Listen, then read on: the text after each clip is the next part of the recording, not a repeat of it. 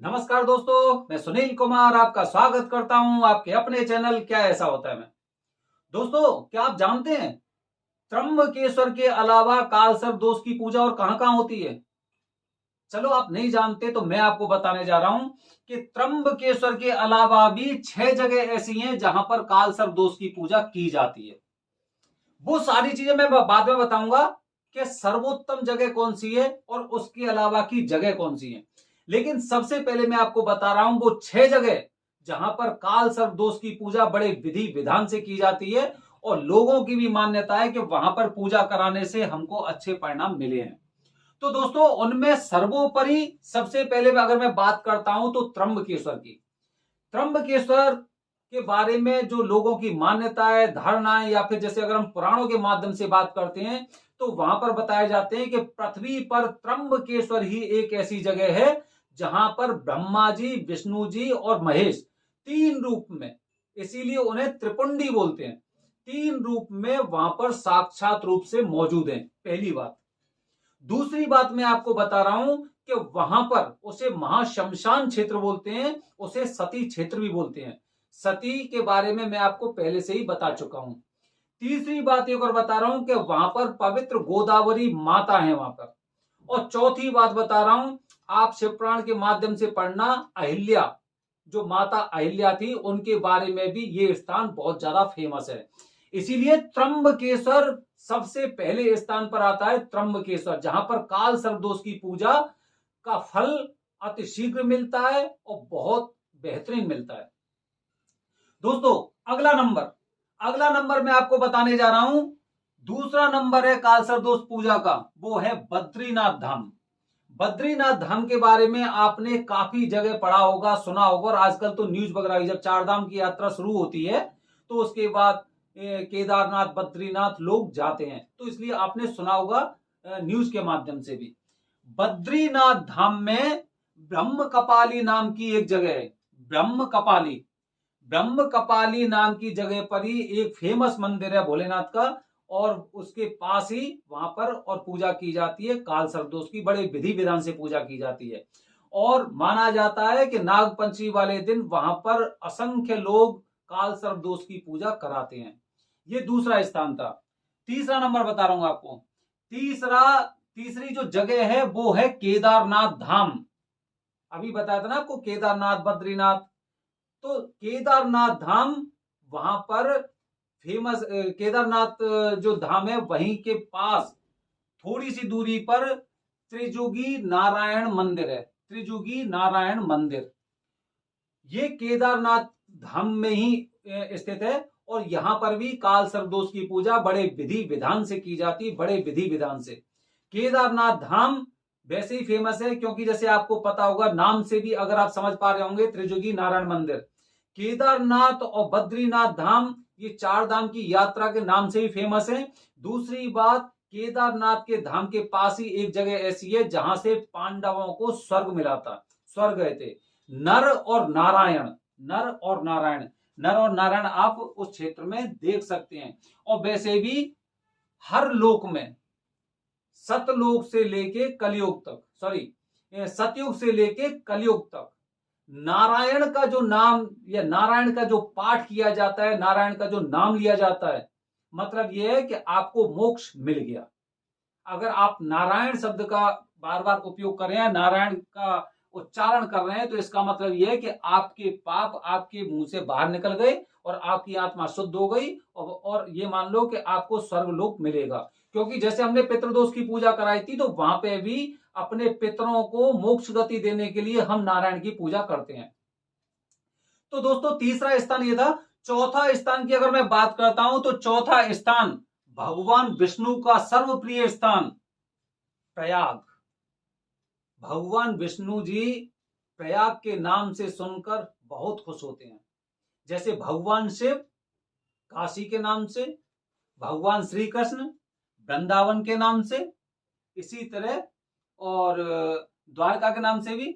और अगर मैं भगवान विष्णु की बात करूं तो वो एक पुरी है, पवित्र पुरी, प्रयागराज।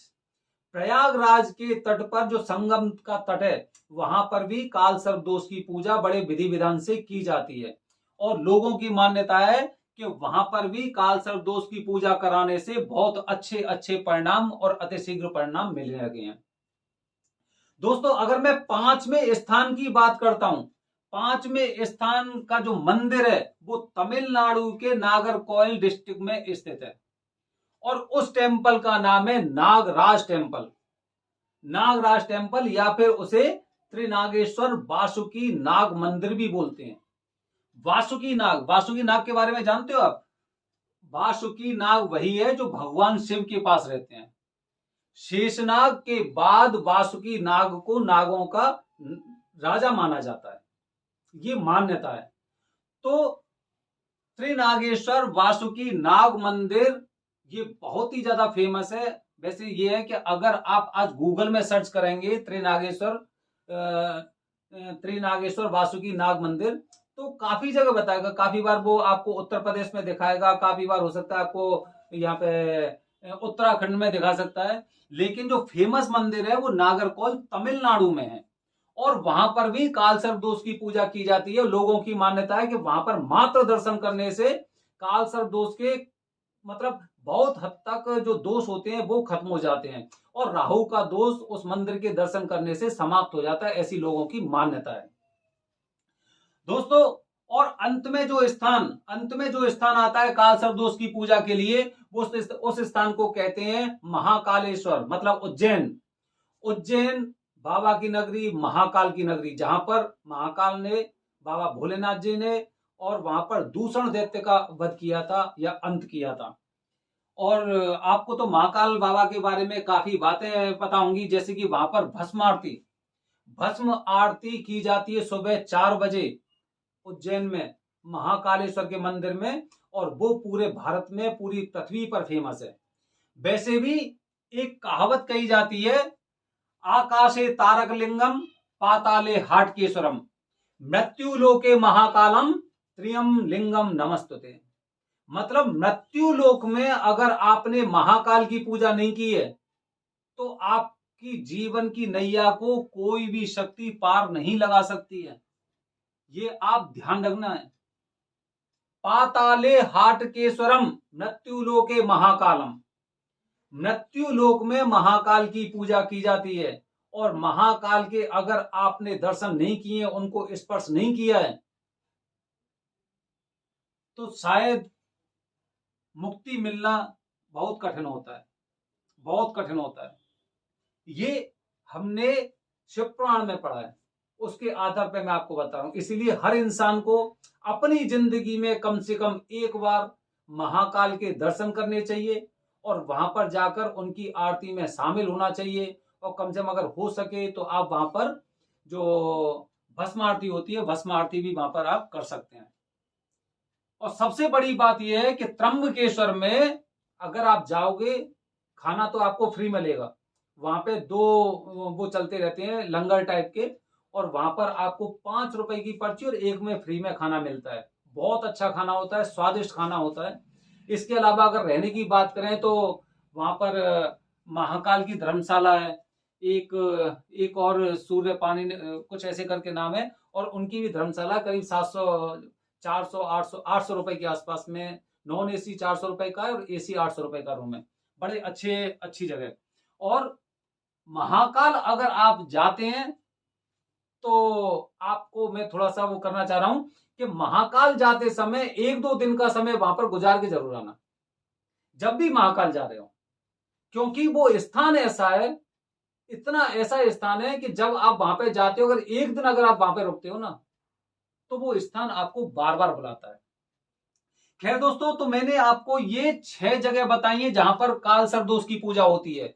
लेकिन अगर पुराणों की बात करें, शास्त्रों की बात करें, अगर कुछ ग्रंथों की बात करें, तो सबसे ज्यादा सटीक या सबसे अच्छी पूजा, या फिर जिसके बहुत अच्छे परिणाम मिलते हैं, बहुत जल्दी उसका रिजल्ट मिलता है और हमारे दोष को बहुत जल्दी खत्म करती है, वो है त्र्यंबकेश्वर।